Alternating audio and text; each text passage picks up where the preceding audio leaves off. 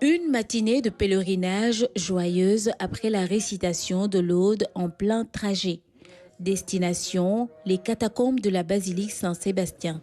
Sur place, une file d'attente pour pouvoir visiter l'intérieur. Seul bémol, pas de prise de vue. Désarmé, notre équipe arpente le circuit en tant que pèlerin et ce que nous avons vu sous 9 mètres de profondeur souterrain ressemble à ces images. Des catacombes par milliers, au milieu desquelles celle de Saint-Sébastien.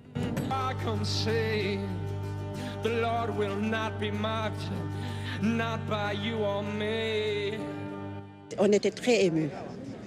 Ça nous a permis de faire une prière à Saint-Sébastien, tout en pensant à nos parents, à la famille qui sont restés au Sénégal.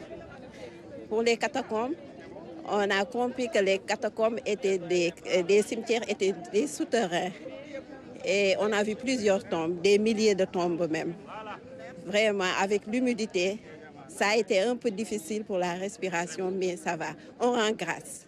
Un sentiment vraiment de foi des premiers chrétiens. Parce qu'il faut dire que vraiment, ce n'était pas facile à l'époque. À Rome, donc, presque c'était une ville païenne. Et ceux qui ont décidé de se convertir au christianisme, c'était vraiment, ils ont subi le martyre. Et donc, leur foi a été tellement grandiose, donc qu'ils ont accepté en tout cas tout pour le Christ. Et ça, c'est vraiment en tout cas une belle image en tout cas, de notre foi chrétienne donc, que nous devons vivre. Donc, et accepter aussi toutes les souffrances pour vraiment qu'on soit au service de l'Église, au service de son projet.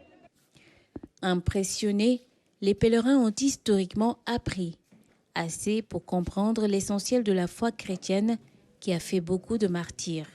Alors, cette visite nous a permis également de comprendre comment ils inhumaient à l'époque leurs défunts, et comment ils célébraient, je peux dire, les funérailles en gros, et aussi de redécouvrir une autre facette, je peux dire, de vivre en église, en communauté chrétienne, c'est-à-dire ils étaient soudés, unis, tel que cela se fait en ce moment au sein de l'Église universelle, la grande famille de Dieu.